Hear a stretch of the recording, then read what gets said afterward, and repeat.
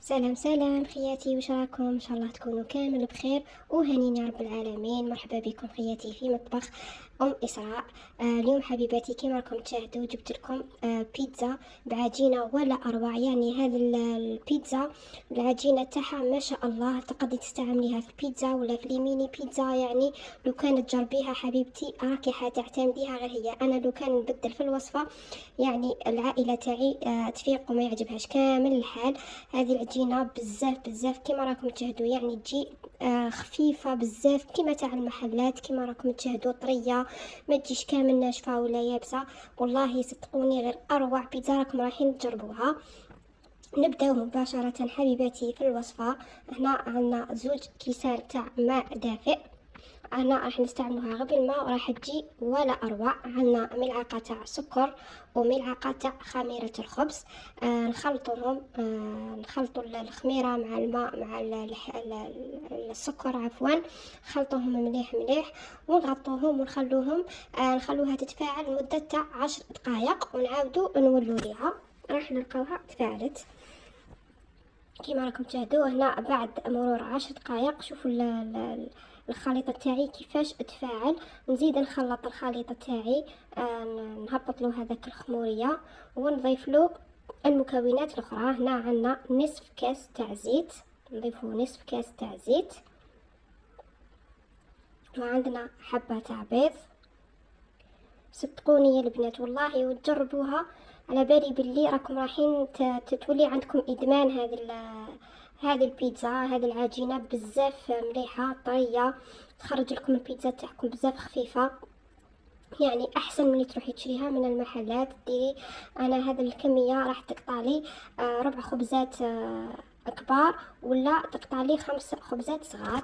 انا هنا اليوم راح ندير 5 خبزات صغار يعني الاطفال تاوعي. شوفوا راكم عارفين الاولاد والاطفال يحبوا بزاف البيتزا. لهذا نجربوا نديروا لهم حنايا وصفات في الدار، حاجه نقيه كي عارفه انت كيفاش طيبتيها، يعني بمكونات يعني كامل صحيه.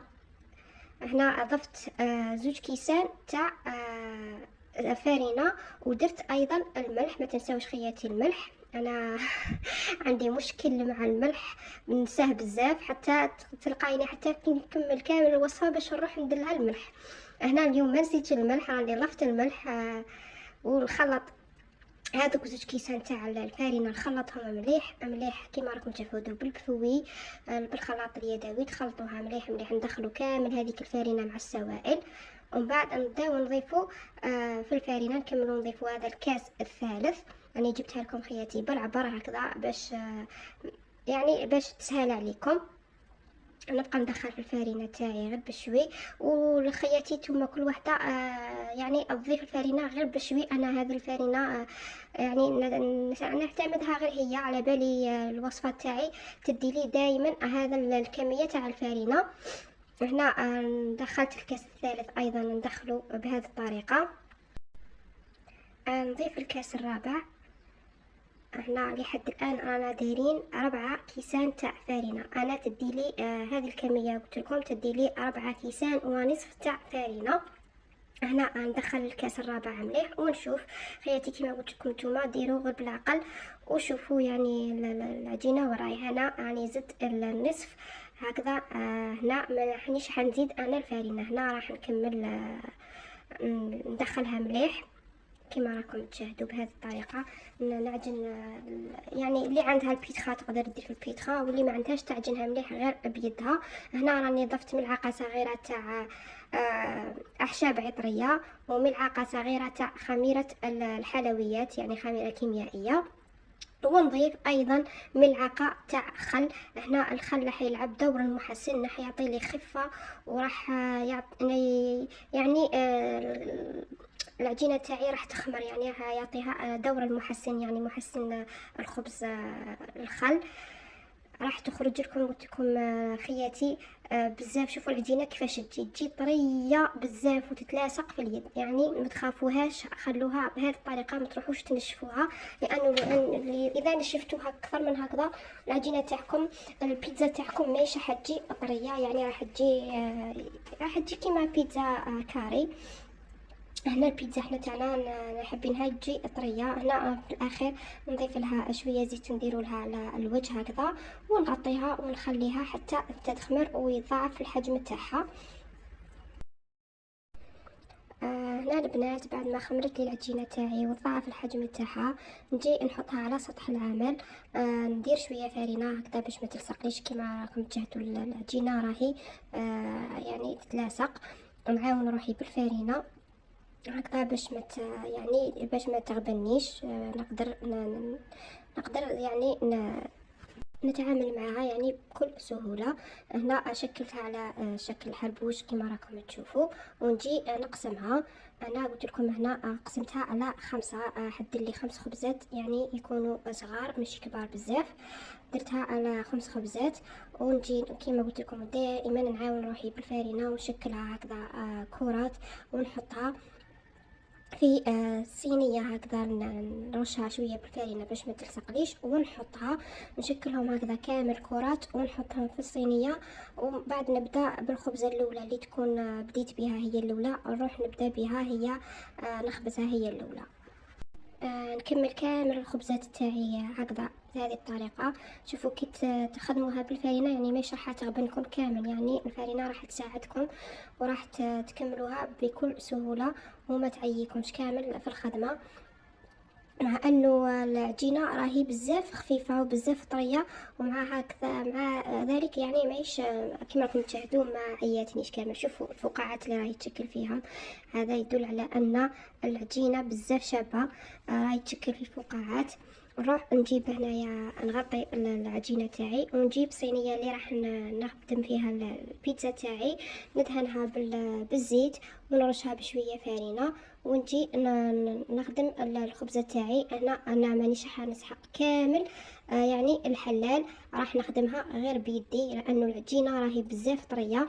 شوفوا كيما راكم تشوفون نفتحها غير بيدي فقط، ونشكلها على شكل خبزه. نعاون روحي كما قلت لكم بالفارينه، نحط يدي في الفارينه ونجي نخبزها كما راكم تشاهدوا. تخبزوها بكل سهوله لانه العجينه بزاف خفيفه ما تغبنكش كامل. قلت لكم اسهل من هذه العجينه وابن منها ما كاش، والله تصدقوني يا خياتي كي تجربوها، اللي تجربها تجي تعطيني رايها في التعليقات، لانه بيتزا هذه من اروع ما يكون، يعني راكمش رايحين تندموا عليها. كي راكم رايحين ديروها راكم رايحين تحمروا وجوهكم يعني وتفرحوا ولادكم والعائله تاعكم بها كما راكم تشاهدوا. شوفوا راني نخبز فيها غير بيدي. في الاطراف راح نخليها شويه يعني شويه فقط خشينه. انا هنايا لاصوص بيتزا كنت خادمتها من قبل وديرتها في الكونجيلاتور، يعني جبتها سخنتها فقط وراني ندير فيها معكم. هنا غطيت كامل يعني السطح تاع البيتزا باللاصوص، وزينتها هنا بالزيتون اخضر ايفيلي. التزيين هنايا يعني الحشو اللي راح ديروه في البيتزا يكون اختياري، ديروه كيما تحبوا نتوما. انا هنا درت غير زيتون اخضر، وراح ندير شويه تاع الضوء تاع الزيت كيما راكم تشاهدوا. هنا ندير الطون تاع الزيت كما قلت لكم خياتي، كما تحبوا ديروا فيونداشي، تحبوا ديروا الدجاج، تحبوا يعني نتوما والذوق تاعكم، كل واحد يدير واش يحب هو. هنا زينتها بالزيتون اسود ودرت لها يعني الفرماج رابيتو ودرتو لها من فوق، ونروح ندخلها على درجة تاع النار تكون قاوية، ونحطها كامل في اسفل. هنا انا راني نطيبها غير طيبتها غير في الكويزينيا، يعني ما عنديش كوشه. ان شاء الله ربي يفتح عليا ويفتح على كل واحد ان شاء الله، ونشري يعني كوشه، راني حابه نشري بزاف كوشه. شوفوا البنات البيتزا تاعي بعد ما خرجتها راح نقسمها قدامكم باش تشوفوا كيفاش خرجت، يعني خرجت بزاف طرية. خرجت خفيفة بزاف، خرجت كيما تاع المحلات. شوفي ترفديها يعني راح تميل وحدها من قوة اللي راهي خفيفة وطرية. شوفوا البنات والله صدقوني انا ملي يعني بديت ندير هذه البيتزا جامي ولا بدلتها الا اذا كي نكون عيانه. راكم عارفين مع الكويزينيا يعني ما طيب غير بالخبزه، نروح نديرلهم كي نكون عيانه نديرلهم غير بيتزا كاري هكذاك وما يعجبهمش الحال. تعجبهم غير هذه البيتزا، يقولوا لي ماما ديري لنا غير هذه البيتزا. يعني صراحه ما رانيش غير نشكر فيها هكذا وخلاص، لانه صح بيتزا تجي بزاف هايله خفيفه كيما راكم تشاهدوا. هنا كنت البنات نسيت ما درتلهاش المعدنوس، راني قطعت لها شويه معدنوس ودرتو كاش تزيين هكذا. يعني كل ما نزينوا الحاجه راح تجي تعطي لك الوجه يعني تعجبك قبل ما تاكليها. شوفوا بزاف البنات خرجت هايله، ان شاء الله تجربوها وتعجبكم. نتمنى لكل وحده شافت الفيديو وعجبتها الوصفه تاع اليوم دير لي جام. تبخلونيش خياتي بجام، القناه راهي جديده ان شاء الله تدعموني فيها وتطلع بكم ان شاء الله. ديروا لي جام واشتراك في القناه. نلتقي ان شاء الله في فيديو اخر في وصفه اخرى ان شاء الله. مع السلامه.